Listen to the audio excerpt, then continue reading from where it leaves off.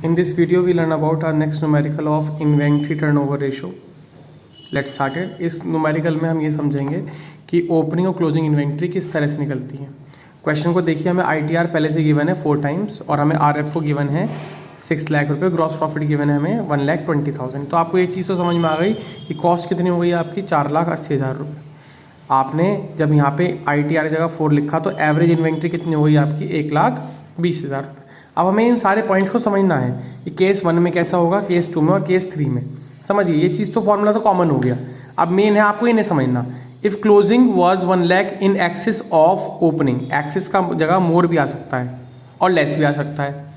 तो क्लोजिंग क्या है, 1 लाख ज़्यादा है किससे, ओपनिंग से। तो ओपनिंग को मानो x, ओपनिंग को क्या मानो x, और क्लोजिंग को मान लो यहाँ पे x प्लस 1 लाख रुपीज़।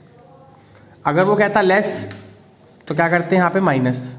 ठीक है, तो एवरेज इन्वेंट्री आपको पता ही कितना है, 1,20,000 रुपये।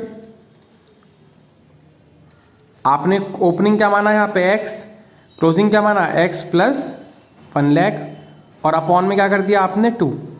कैलकुलेशन करके देखिए, क्रॉस मल्टीप्लिकेशन करेंगे आप इसकी इसमें और यहाँ पे, तो ये कितना है 2,40,000 is equal to 2x plus 1 lakh. अब आप क्या करेंगे, 2,40,000 माइनस 1 लाख, तो कितना आएगा आपका, ये आ जाएगा 1,40,000 इज इक्वल टू 2x। अब आप x की वैल्यू निकालिए तो कितना आ गया आपका, डिवाइड कर दीजिए 2 से, तो कितना आया 70,000। इस तरह से हमारा आंसर आ जाएगा। ओपनिंग कितना आ गया आपका 70 और क्लोजिंग कितना आया 70 प्लस 1 लाख, कितना आ गया 1,70,000। क्लियर है यहाँ तक। सेकंड केस देखते हैं, केस नंबर सेकंड।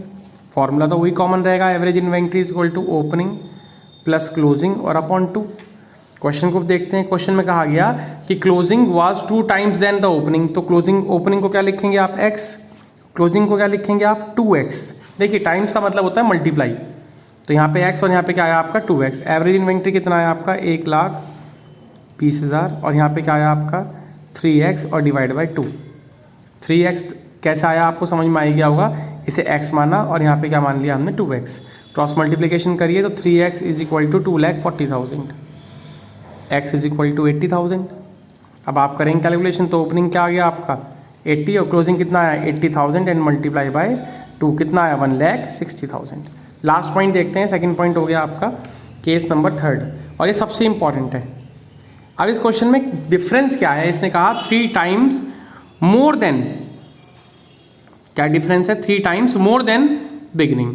मोर का मतलब क्या है, इससे इतना ज़्यादा। तो देख लीजिए, आप ओपनिंग को मानेंगे x और क्लोजिंग को मानेंगे यहाँ पे 4x। अब ये 4x क्यों आया, कंफ्यूजन वाला पॉइंट हो गया ये। तो देखिए, अगर आप इसमें देखें तो यहाँ पे 2x था तो आपने x और 2x कर दिया था।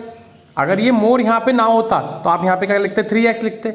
इसने कहा इससे 3 ज़्यादा है, तो कितना हो गया ये आपका यहाँ पे 4 हो गया। आप फॉर्मूला वही लगाएंगे, average inventory is equal to opening plus closing upon 2, 1,20,000 is equal to 5x और अपॉन 2 2,40,000 और डिवाइड बाई क्या कर दिया आपने इसे 5।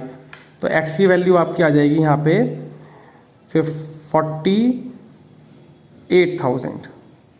x की वैल्यू कितनी आ गई आपकी 48,000। 48,000 आपकी x की वैल्यू हो गई यहाँ पे, और यहाँ पे ओपनिंग है और क्लोजिंग के लिए मल्टीप्लाई क्या करेंगे आप 4 की, तो कितना है 1,92,000। दोबारा देखिए इस क्वेश्चन को, ओवरव्यू करिए। क्वेश्चन के अंदर पहले से गिवन है आपको कि अगर हमें ITR गिवन है, हमें कॉस्ट भी गिवन हो सकती है, तो इसको निकालने के लिए अगर मोर कहे तो प्लस x और टाइम्स कहे तो x, मोर कहे तो उससे ज़्यादा। ठीक है।